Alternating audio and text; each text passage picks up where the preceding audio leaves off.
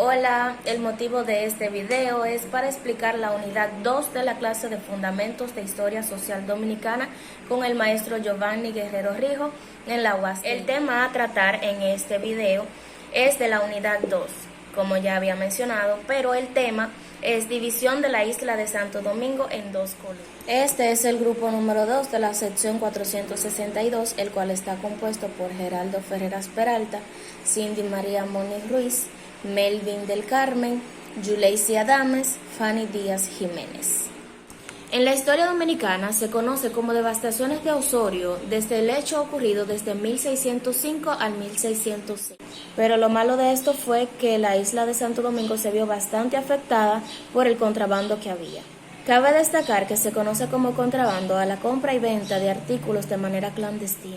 Como ya había mencionado, España era quien manejaba el comercio totalmente de toda la isla española, pero surgió de que otras naciones ya querían asociarse a lo que es el comercio también de esta isla. El problema aquí era que la madre patria, llamada Europa, era quien quería manejar todo el comercio totalmente de todo el Caribe, pero para Inglaterra, Holanda, Francia y Portugal no era lo que ellos pretendían, sino que ellos querían buscar la manera de cómo tener todo el comercio pero de manera compartida.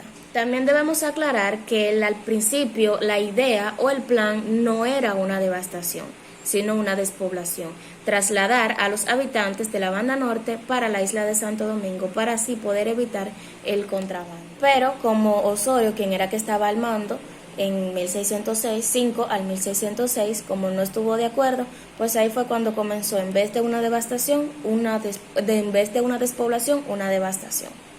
Entonces, en ese tiempo transcurrido en el que Osorio se opuso, ocurrieron muchas desgracias, como por ejemplo el ahorcamiento de muchos moradores de la región, de destrucciones de iglesias, quemaron viviendas, iglesias y muchos almacenes también.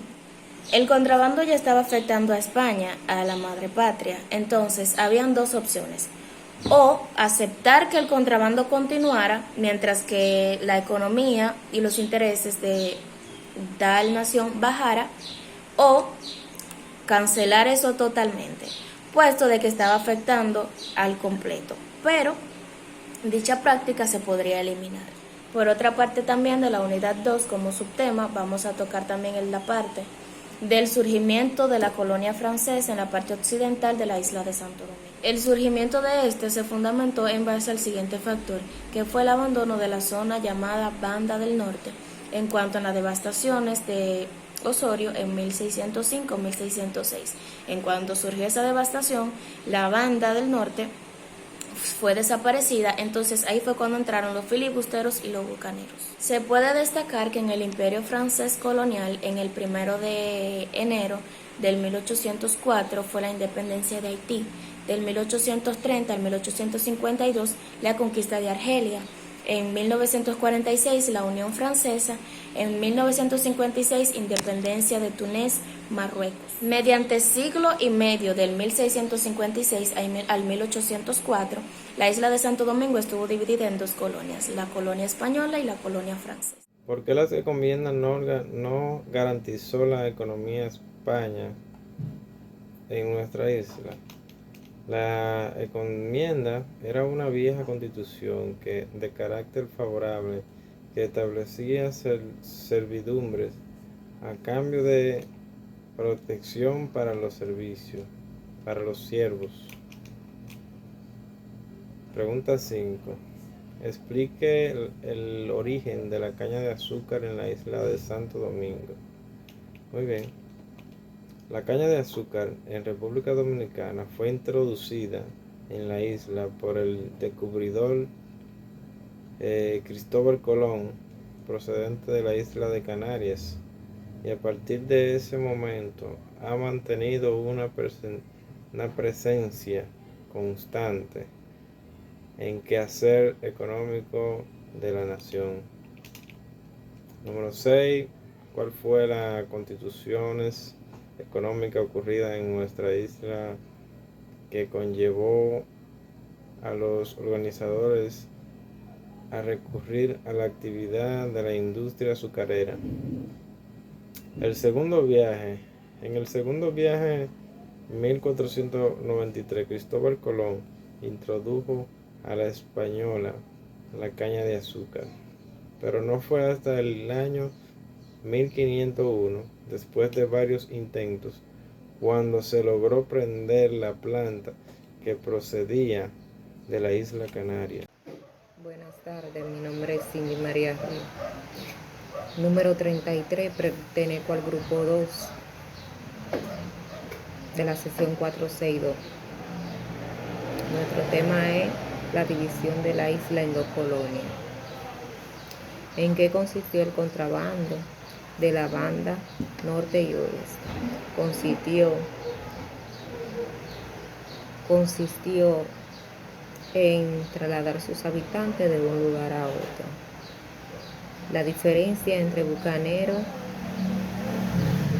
filibustero y corsario es que eran diferentes tipos de personas. Por ejemplo, los bucaneros eran una tripulación de piratas hechos y derechos, de corsarios, que formaban parte de un grupo que actuaba en el mar de las Antillas. Su característica especial que lo diferenciaba a otro pirata era que estos pertenecían en la orilla del mar y no se alejaban de la costa. Siempre la bordeaban y saqueaban localidades costeras. El término de filibustero es que comenzó a usarse a partir de la segunda mitad del siglo XIX para referirse a los que iniciaban la guerra. Un ejército privado sin autorización de su gobierno legal. En cambio, un corsario era aquel que era un marino particular y financiado por un estado de guerra para causar daños y pérdida al comercio del enemigo. ¿En qué consistió la devastación del 1605 y 1606? Históricamente, las devastaciones del 1605 y 1606 consiste en trasladar los habitantes de un lugar a otro. En trasladar sus habitantes de un lugar a otro por la orden del rey de España, de la Española, que en ese entonces era el rey Felipe III, en el nombre a nombre del gobernador de la Española, en aquel tiempo era Antonio Osorio. De despoblar parte occidental de la isla y enviarlo a una parte más cercana de la isla de Santo Domingo. Muchas gracias. Muy buenas noches, mi nombre es Melvin Carmen, vengo a hacer mi exposición. Soy el número 4 del grupo. Mi primera pregunta es ¿cuál era la diferencia entre un trapiche y un ingenio hidráulico? El trapiche se diferencia del ingenio de azúcar en que el trapiche es un molino que usa fuerza motriz animal para moler la caña de azúcar. Los ingenios se diferencian de los trapiches. Su diferencia es que los ingenios son molinos movidos por la fuerza del agua. Perdón. Siguiente pregunta. Menciona los principales ingenios hidráulicos del siglo XVI. Presa de Almanzar es uno, Albacete es el mismo. Draga movida por rueda de pisar, draga de Cuchara, Batán de Paños, molino de Almandenetas, Ferreira, sierra hidráulica, máquina de incarpilotes, perdón. verdadero de construcción naval y molino de pólvora. La siguiente pregunta es, explique brevemente cómo fue el proceso de la decadencia de la industria azucarera del siglo XVI. Para 1580 se inició la decadencia de la industria azucarera en la colonia debido a varios factores como serían el monopolio que ejercía la Casa de Contratación de Sevilla, la crisis de la navegación por el Atlántico, la reducción de la mano de obra esclava y la competencia que generó la producción de jengibre. Así se va deteriorando la industria azucarera del siglo XVI. La muerte del cardenal Cisneros, quien fue sustituido por Carlos I en España, y la ruptura entre los jerónimos y el padre de las casas fueron los factores que provocaron que el gobierno de los padres jerónimos fuera sustituido por el de Rodrigo Figueroa. La industria azucarera. A continuación, yo le estaré hablando sobre las incidencias y consecuencias de la era francesa en Santo Domingo. Se conoce como era francesa o era de Francia a la administración francesa de Santo Domingo, que actualmente es República Dominicana. En virtud al Tratado de Basilia. El Tratado de Basilia fue en 1975, cuando España cedió sus posesiones a cambio de las provincias Vascóngada y Cataluña, quien estas eran ocupadas por los franceses en ese entonces. Se inició en 1795, cuando Francia logró tomar posesión de toda la isla por el Tratado de Basilia, por el que España cedió al este de la colonia de Santo Domingo a consecuencias de las guerras revolucionarias. En este momento los esclavos liberados por Toussaint Louverture en Santo Domingo estaban en rebelión contra Francia, o sea, en guerra.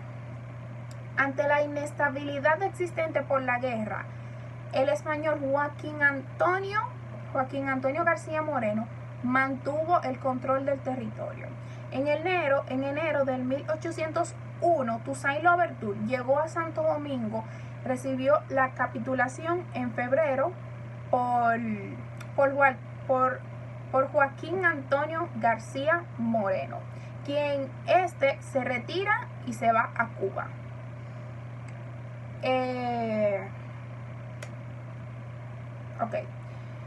También proclamó la abolición de la esclavitud en nombre de la República Francesa y tomó posesión de toda la isla en ese entonces.